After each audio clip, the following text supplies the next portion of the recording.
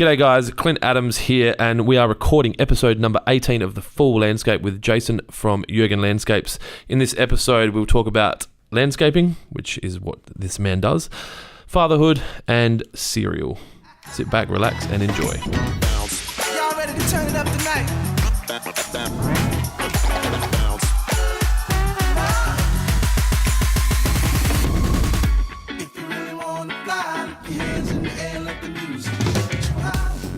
Give us the 2-minute elevator introduction. It's not even, you're never going to be in an elevator for 2 minutes, but tell us about your business. About my business? Yeah. Okay. What would you like to know? So what do you do? What's your target market? How many staff do you have? How long have you been doing it? Okay. Yeah. So the business is about 12 years old, and we started out, it was just me.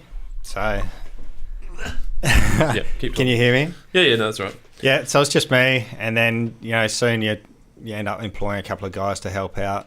And so I worked as a landscaper for about 5 years before starting my business. Yep. So did you do an apprenticeship in landscaping or anything like that? No, I didn't. Did that exist back then? Well, yeah, I'm pretty sure they did. I guess my training's a bit unconventional, so... Yep. Were you working with a landscape company that that's known? Yeah. Yep. Yeah, Visual Landscape For Albie. Gardening. Yep. For Albie Rogers, yep. Caught up with him the other night. Yeah, I heard he was there. I didn't actually At talk the to him. AGM. At the AGM. So, Yeah, I hadn't seen him. I don't think I'd seen him since I'd finished working for him. So that's 12 years ago. So you started working for him, 17 years ago?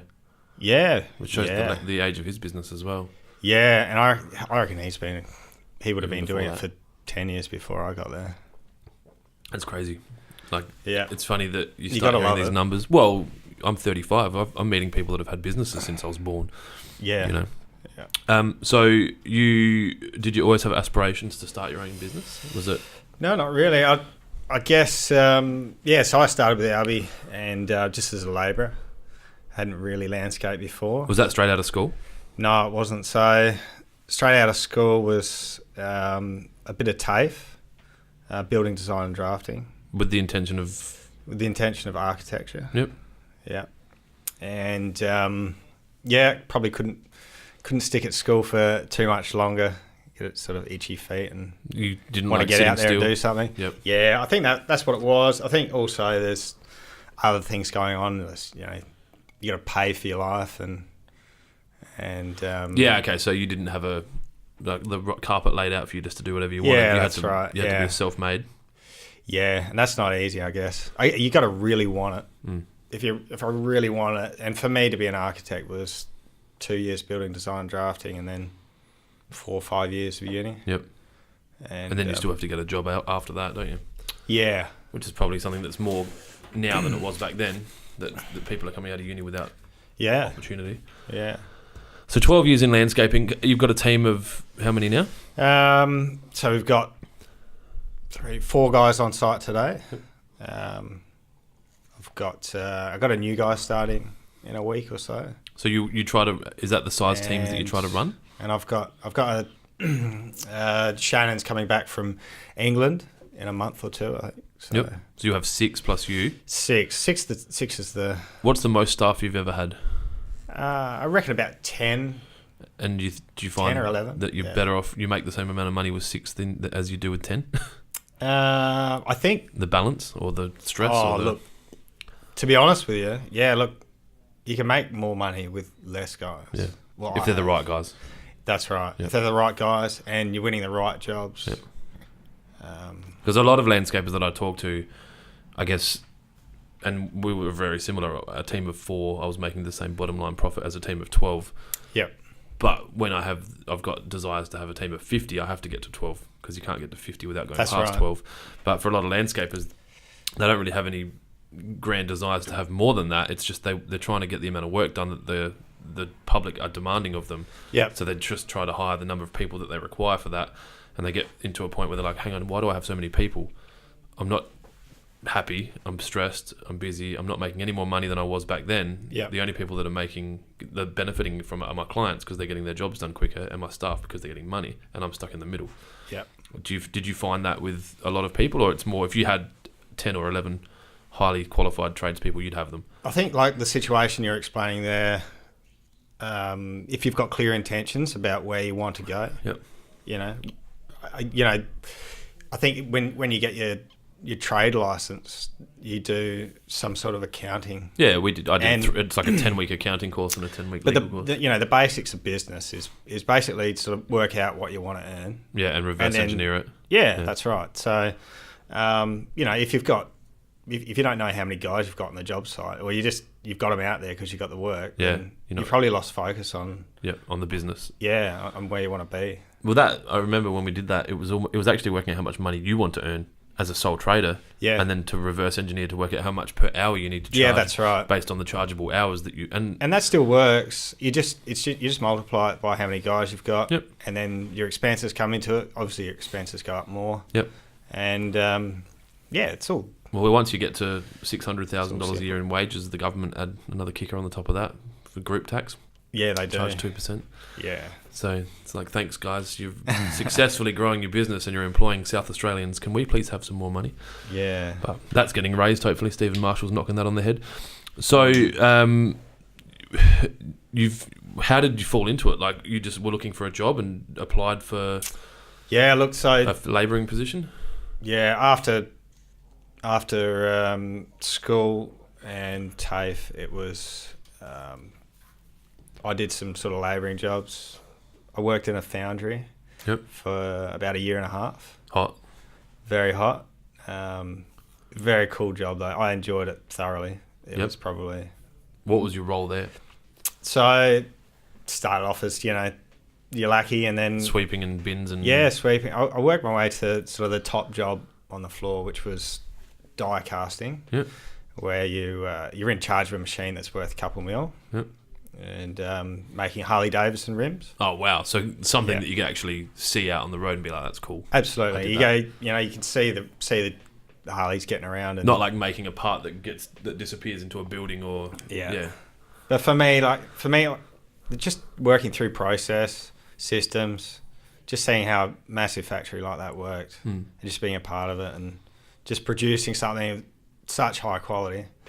I get that. That's in your DNA, I think. So yeah, absolutely. But so just put it in perspective. I think you make, it's quite a large number. It's something like 50 rims get cast, and then throughout production they get defected down to make to like one or something. Wow, like it's a huge number. And I don't remember. Melt it down and send that to another steel. So you got your own foundry there. You just put it back in, and wow, and they just put truckloads of rims back into the pot, and away you go again. So that was a great experience. It's funny, I guess. I've known you a long time, probably close to a decade or more, and I've obviously been to your house and I've seen how you operate. And if you want something, you generally will just build it yourself. It's not, you won't go outsource and like find someone else to do it. Yeah. And now that makes a lot of sense that you would enjoy working in an environment like that, because you strike me as the kind of guy that's got this attitude of, well, why can't you just do it yourself? Yeah, absolutely. I want a new fence and an electric gate. Doesn't seem that hard. And I'll build one. I want a pool. Doesn't seem that hard. Yeah. So even if you look at your car, whatever you need, you'll do it yourself. Yeah. So you started working there 5 years in, I guess, itchy feet again. Want to start your own business? Yeah, that's right. Yeah, so just wanting to. I actually had my first child. Yep. And it's like, well, hang on a minute, we got to support a family here. Yep. We need more money. Yep. So it's I met with a client yesterday who started his business 2 years ago, and his son's 2. I'm like, it's funny how we do that as human beings. Yeah. When it's tight, we just make it tighter. Or when there's pressure on us, we make it even more pressured. I noticed that with you, definitely. Yeah. Well, I did the buyout on the business when I had Jack. Yeah. So I was going through a partner dissolution and conveniently in taxation audit at the same time. And I was dealing with a new child. But yeah. Well, what else are you going to do? Yeah. I mean, I think there's certain people... Well, you take it into your own hands, don't you? Yeah. It's your life. It's like, at the end of the day... No one else... You're going to be responsible for for what you've achieved in the day, and same with your life. I've got that. We keep coming back. I'm starting to write my 12 values personally. Yeah. And the second one is no one gives a fuck about what you're chasing. It's all up to you. Yeah. And they don't. For sure. I mean, people will care about you and, you know, your partner and your parents and your kids are like, yeah, I want you to be happy, but they're not invested the it's way you that are. has to do it. Yeah. Yeah. Yeah, I'm going through that at the moment. I'm just renovating a house and I fully invested into it, and I don't think from the outside people understand what it's really like. Are you living in that house while you're renovating it? Well, so stage one's a bathroom. Okay, so you can do that. We can do that, and then stage two is bulldozer. Yeah. So half the house disappears. Yep. And we'll move out then. Yep. So you can live in it with one bath. See, we renovated our house with one bathroom, and we renovated that bathroom. Yeah, that's what I've been doing it for a couple of months, but you can make it work. And I think the shower was only out of action for about 3 days. I think we were the same, and the toilet, we made sure that was only out of action for 1 or 2. Yeah. And I made a shower out of timber and pond liner in the laundry, and I ran some 19mm poly. Luckily, water makes sense to me. Yeah. I ran some 19mm poly from the laundry into this pond liner shower that I'd made, and then so you kind of pull yourself into the pond liner, and it's freezing in winter. Yeah. And you're standing in. Yeah, who renovates bathrooms water. in winter? Yeah. So, but I guess I've never really. I don't think like that. It's like, we need a new bathroom, we'll just start now. Yeah. We didn't wait, so... So growing up, the architecture thing, did that come to you early in life, or did you want to be a fireman, or you always thought you wanted to do that? I loved gardens. Like, my mum was a bit of an enthusiast and just exposed to gardens early on. But my father's a farmer, so there's a lot of background there, and I think the sort of the ingenuity or the resourcefulness that landscapers are required to have. The farmers. Farmers. He is the ultimate. Like that kind in of bush mechanic kind of need a bolt. We can't find one. We'll make one. Yeah. Yep. Yeah, absolutely. And so that's me through and through. So you grew up on the farm? No, so I grew up in Adelaide. Yep. My parents separated when I was pretty much just after I was born. Yep. But still spent a lot of time on the farm. School holidays on... Yeah, school holidays. I'd go and work. Yep. School holidays on the farm.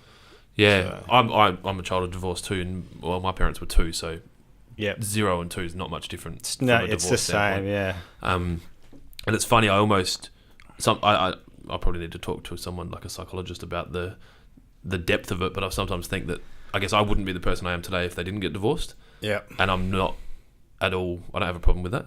Like I'm grateful for the person I've become, and if them getting divorced was part of that journey, then wicked. Oh, for sure. Because imagine living in a toxic environment where your parents stay together and they think it's for the benefit of the child, but the child's like, fuck, can you guys just break up? This is horrible. So, yeah. It adds another dynamic, and and the just the adaptability in situations like that is really important. We're moving into the age of adaptability now, so the people that survive and do well will be adaptable. Yeah. So, every kid's parent should probably break up. Yeah. Yep. I often talk to my wife about wondering what my second wife will be like. Yeah. I'm going to catch a lot of shit for that. I'm just kidding, Celeste. So, with your landscaping, are you hands-on much anymore, or are you genuinely kind of in a director, designer, BDM? Yeah, so probably about... I was probably off the tools maybe 6-7 years ago. Okay, so you've been running the business for that long. Was that hard to get off the tools? Did you struggle? I know really. Guys that have been trying to get off the tools and they keep falling back into it. Well, I guess it comes back down to your motive. So the reasons why you get off the tools. So I'm actually doing the physical work on my bath. I love it. Yeah. I'm working on my house. Yep. I absolutely love it. I love being on job sites. I love being around the lads. Yep. It's fantastic. It's it's inspiring, and I draw a lot of energy from it. Yeah. So I get that. I'm the same with being on the shop floor. I can't do it anymore. It's a buzz, isn't but it? the adrenaline I get from serving Yeah. a group of customers is, but you can't. It's not sustainable. That's right. So what you're saying, you can't do it anymore. I couldn't do it anymore because of, I guess, lifestyle commitments, children. Yep. Yeah, you can't be on site at 6:30 or 7. Yeah, and then just having the focus to be able to do so many tasks. So I guess when you grow your business, there's more that comes in like through your office and, well, you're the just mixing client water, contacts. And, you're just laying pavers, and that's all you're worried about. That's fine. Yeah. But I know what it's like. You're out there trying to do that, and in the back of your mind, you're like, I've got to get this quote done. I've got to pay these bills. I've got to do my BAS. I've got to do my super. Like all this stuff's behind you, and you can't give that client the best of you when you're thinking about other stuff. Yeah. So it's funny. You find a lot of the clients expect you to be there. Like I'm just going to throw a pen at Jason. They expect you to be there because you're the guy that's come and done the job. So do you have issues with that with your clients? No. So it's just, you're just transparent with them. You explain how the job. So when we win this job, this is going to be your guy. He'll be responsible for the job. You've got my phone number if you need me. Yeah. I'll come and check on it periodically. Yeah. Do you go to your sites every day? No. So I'll only spend a couple of hours on job sites. Site dependent. Obviously, some sites are going to be more technically. Well, so the way that my gardens are built, I probably 18 months ago, I dedicated myself to design work. Yep. And employed a supervisor to look after some of the tasks that I was doing. Yep. And it was just amazing. So I mean, I've been designing for my whole life. And you design by hand? You don't use a computer? No, I use CAD. Yep. Just raw 2D CAD? Yeah, so architectural CAD. Yep. And so just being able to dedicate myself, sort out the systems, how the design's going to be put together, and all the layers. So each job will have probably anywhere from about 10 to 15 plans. Okay, so rather than having a 3D model or whatever, you have your overlay. So you have a planning plan and a irrigation plan. It's more construction. So you have like a plan that you present to the client. Yep. And excuse me, and that's the visual. Yep. This is what you're going to get. So that's the everything, the flowers and the pretties and the colour and yeah. And then there's construction plans. So I mean, that's the bit that I don't know. I put a lot of emphasis on because I had that real desire for the detail. Yep. And I found the only way to get that is either going to be on site all the time, saying I want that detail there, or you draw really good plans. And your guys are tasked with making it look exactly like it does on paper. Yeah, that's right. We just follow plans. Yep. Yeah. I think you have to. I was talking to another landscaper about it the other day, and he's starting to do a lot of 3D rendering for his clients because some of his clients aren't able to see his vision in the 2D. So he does the 3D now because it's easy just to do a walkthrough, and it costs more money, and it's not for everyone. And he's the same. He's like, when you build a house, there's a plan, and they build it to the plan. It's unfair for an end user to expect a landscaper to be able to just say, I will do this, and they start building it. They need a plan. Yeah, absolutely. Yeah, so, you got to have it. And there's no blurred lines between you and the client then either. Yeah. Because they've seen it, and they're like, that's exactly what we want. And like, well, that's what we've built. And the client goes, well, that's not what I wanted. And you're like, well, you saw it on the plan. Like, what do you want me to do? So, do you think you have a style?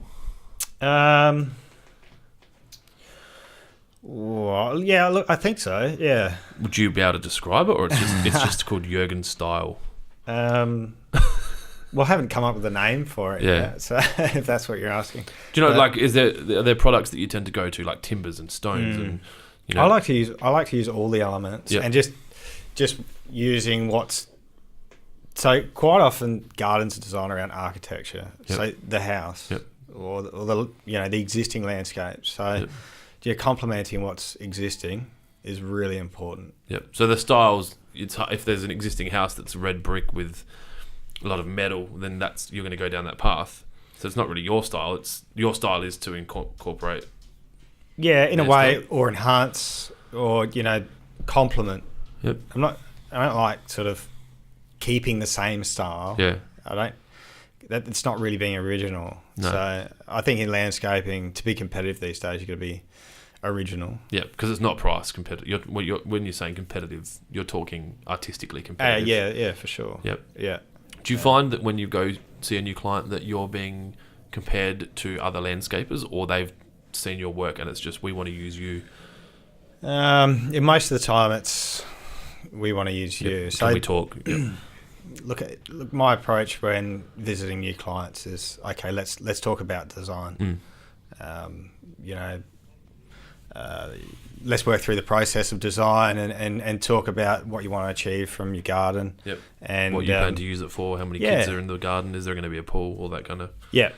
And then, I do talk about budget and how long do you want to spend building this garden. Yep. Is this something that you want to end up spending a lot of time Yep. and energy to put into this, or does it need to be staged? How long are you going to live here?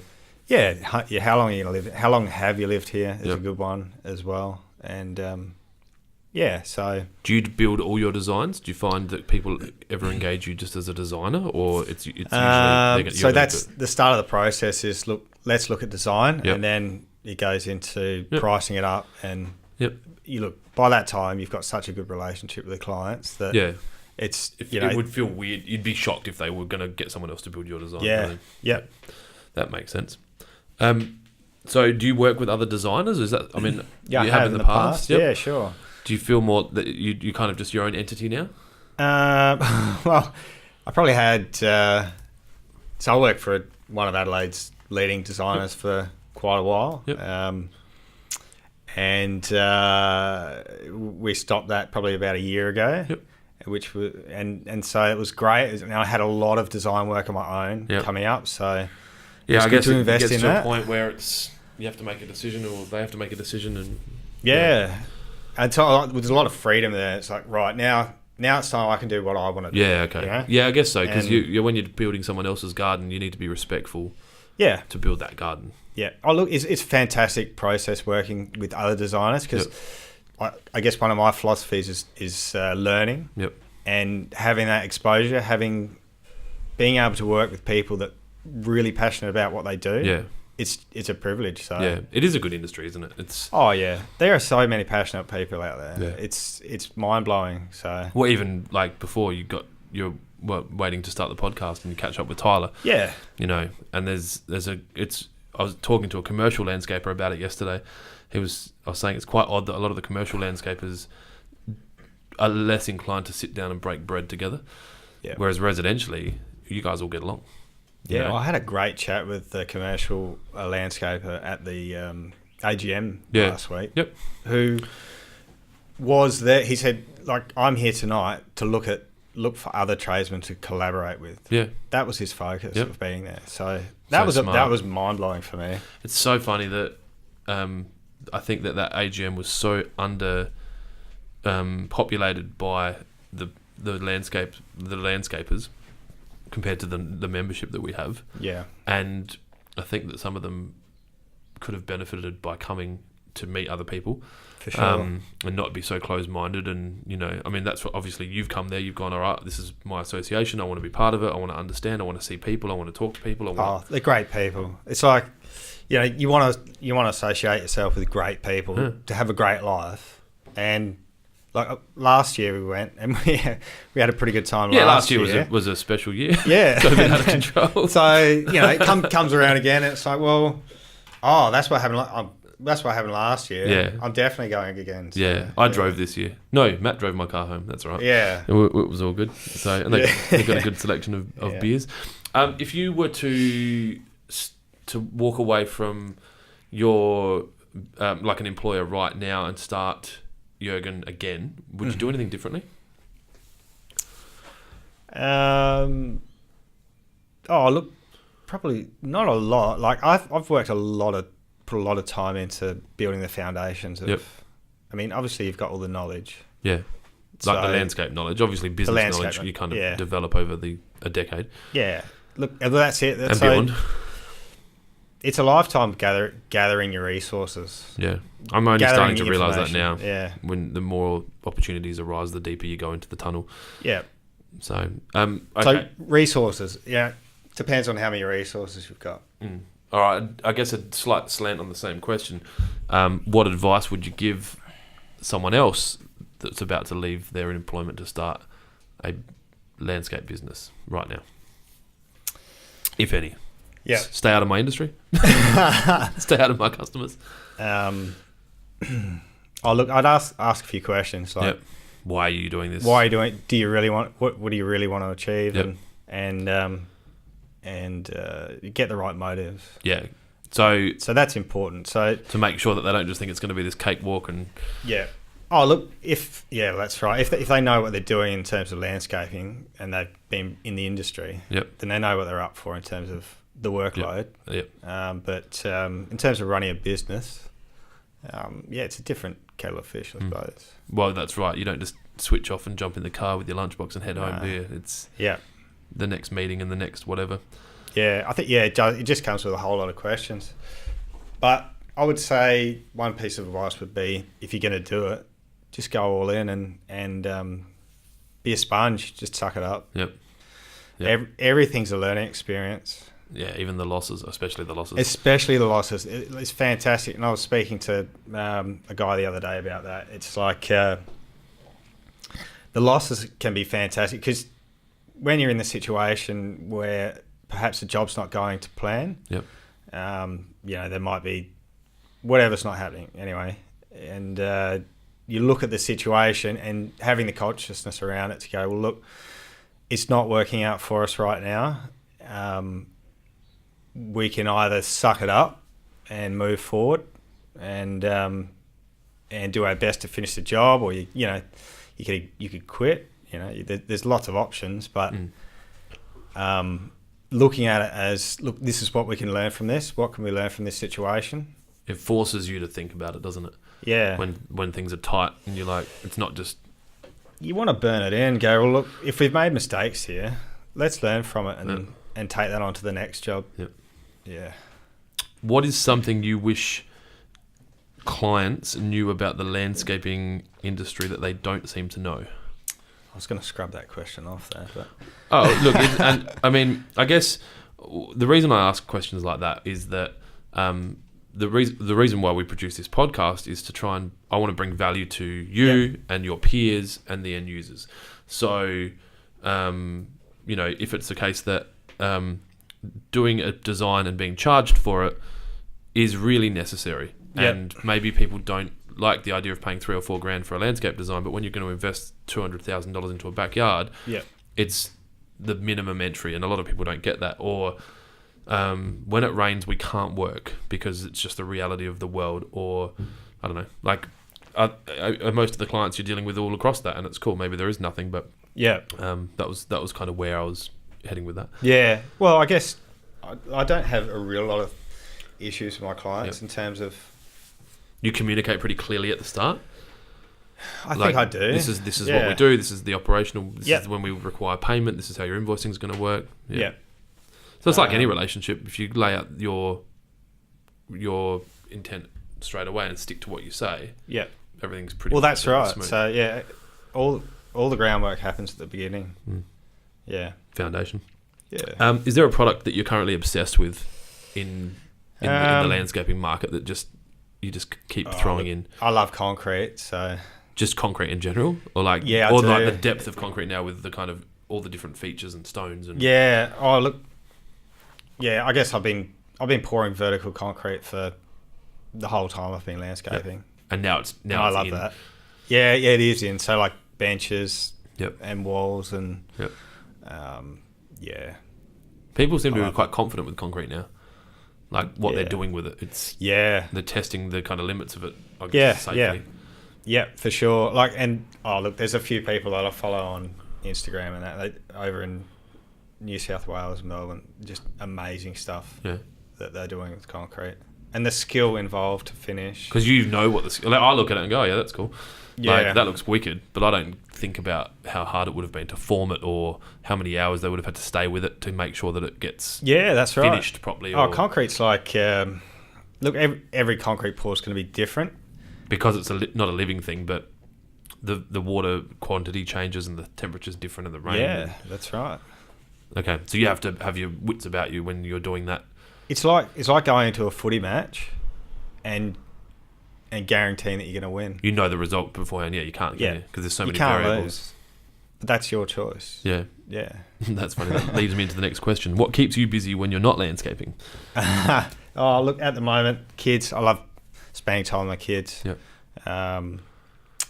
And my partner, a beautiful partner, Jodie. Yep. We love going out for dinner. Date nights. Date night ideas, yeah. Get onto that. We'll have to tag Facebook. that. We'll tag that into the podcast. Yeah. So she'll love that. Yeah, I do love spending time with her. She's a pretty amazing person. Yeah. And You can see that. yeah. Like, I guess as a friend and watching you over the last however many years you've been, how long have you been together now? 4 years. 4 years. It's crazy. Everything feels so like 2 years and it's 4 Yeah. years. Or 5 years and it's 10 years. Yeah. So I don't like to go down the family path too much, but do you have any advice for landscapers with young children that are running their own business from your Yeah. experience? Oh, look, you got to have that time with your kids. Absolutely. So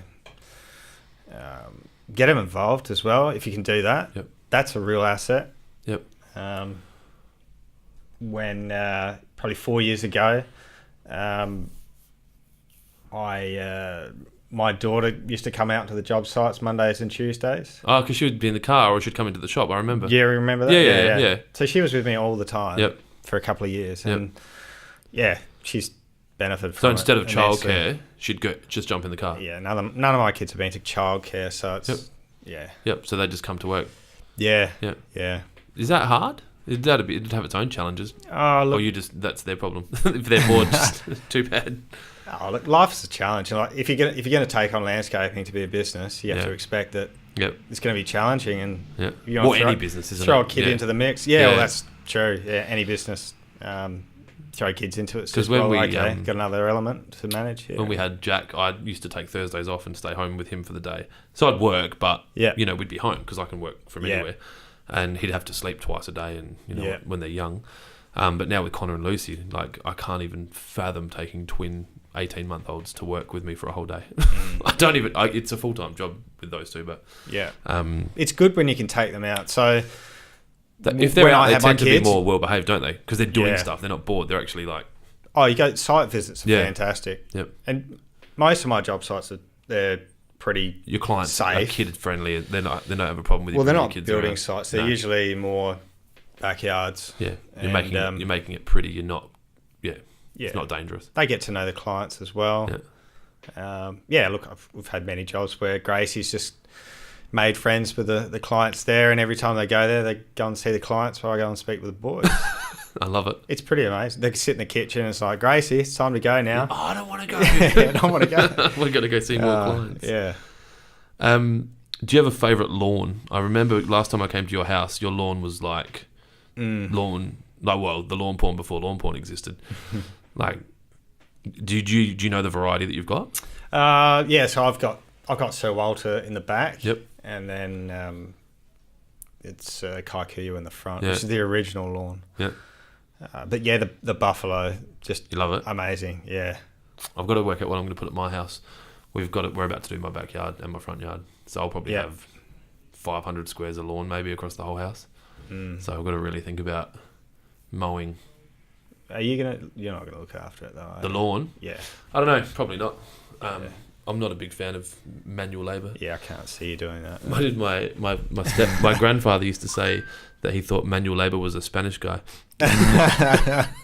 So I roll with that one. But Yeah. If you ever get out there and mow your lawns, send me a photo. yeah, cool. We'll do Yeah. a video. I'll mow it once. It'll be Yeah. good content. Look, Yeah. I used to mow my lawns at my last house. Yeah. We had Kikuyu front and back, and we had like 20 squares in the back and maybe 50 or 60 in the front. Yeah. And we irrigated that, and I was fertilising it and trying to keep it look schmick. But Yeah.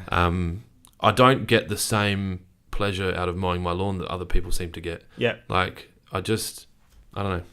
I'm happy. I get the pleasure. I'll get as much pleasure paying someone else to do it and going, I did that, and they're like, no, you didn't. He did. I'm like, yeah, but I paid him to do it. I told him how to do it. So yeah, I think the experience is good, especially in the industry. Yeah.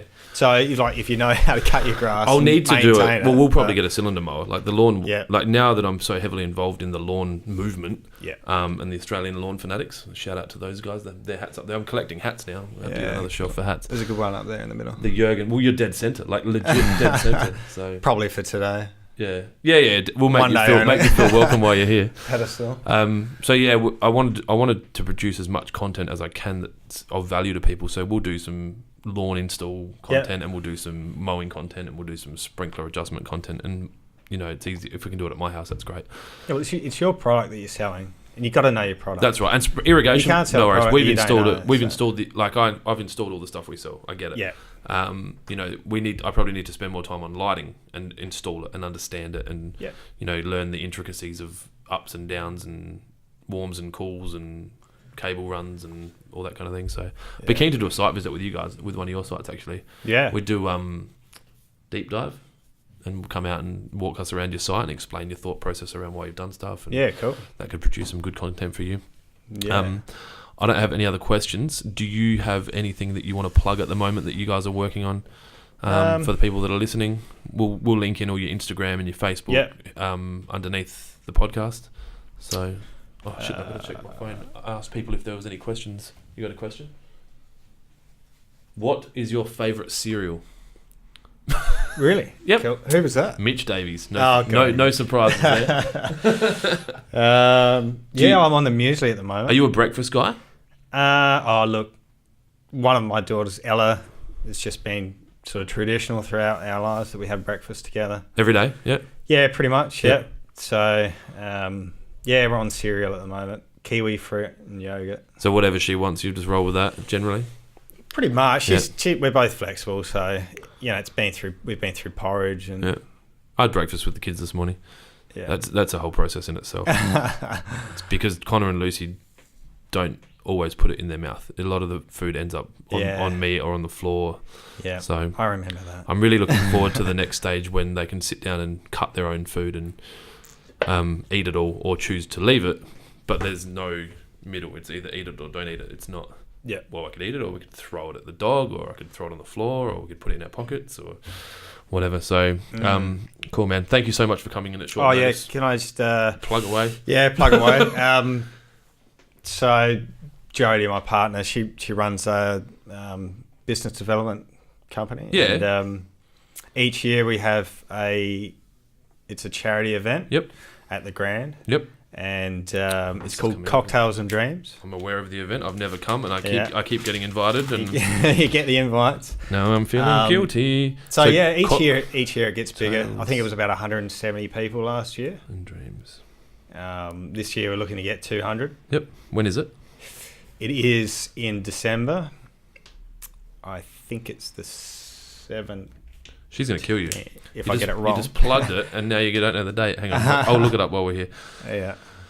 It'll be its own event, won't it? It won't be underneath one of her pages. No. Cocktails and Dreams. Keep talking about something. Yeah, so fantastic event. So December 5. Yeah, get around charities and hang on. They have door prizes. It's in 4 months, because Amy invited me to it. Yeah. Cocktails and Dreams, hosted by the 7 Effect. Currently, there's 97 people going or interested on the Facebook page. Yeah. Tickets at eventbrite.com.au. We'll link it up underneath our YouTube, our Facebook. Yeah, it's a great all of night. that stuff. So you've been to a few, obviously. I'm guessing 4. Yeah. Yeah. All right, cool. So, does Wade go? Yeah, Wade goes. Yeah. So for those of you, Wade was our 4th guest. Yeah. So there you go, Jason and Wade. How long have you guys been friends for a while? Yeah, School? Wade. Yeah, I think maybe about 5 years old. Yeah. Wow, that long ago. Yeah. So this funny fact for you, Jason and Wade and I had dinner together in Indonesia. About. If you could call beer dinner. Well, you guys, they got lost walking to my villa, but and did a pub crawl from their place to my place, which got them there about 2 hours after they were meant to be there. But It's all good. Yeah. It's barley. Barley time. Oh, it was good. That was fun. Do more of it. Well, yeah, we were going to go to Bali recently, but then we had twins, and Yeah. so yeah, my kids are going to listen to these podcasts one day and just be like, "He really didn't like us." I love you guys. Thank you so much for coming in at short notice. I appreciate it. Anyone's got any questions for Jace? Comment below if there's anything we didn't cover. As I said, I try to bring as much value as I can to you guys. So yeah, thank you. P.S. Why did you call your business name? Why did you call your business Yergan Landscaping? Yeah, so I did play football when I was younger. Actually, I only played a couple of years ago as well for a cameo. Yep. But yeah, down at Henley Footy Club, nickname is Yergan. Yep, because of the Schulz. Because of the Schulz, yeah. Schulz. Yeah. Yep. So it just worked. Yeah, look, I think making up a business name, you can be pretty serious about it. You can call it your own name. Yeah. I think for me, the vision was to be different, and I like that. yeah. People know. The idea was like we create something that draws attention. Whatever the name is, you'll brand it anyway. Yeah, that's right. You can brand anything. It amuses me the amount of people that are like, "Oh, his name's not Yergan." Like, no, his name's not Yergan. Yeah. Is that Justin just pulling? It was a bit of fun. To get in here for All right. So yeah, there's a PS.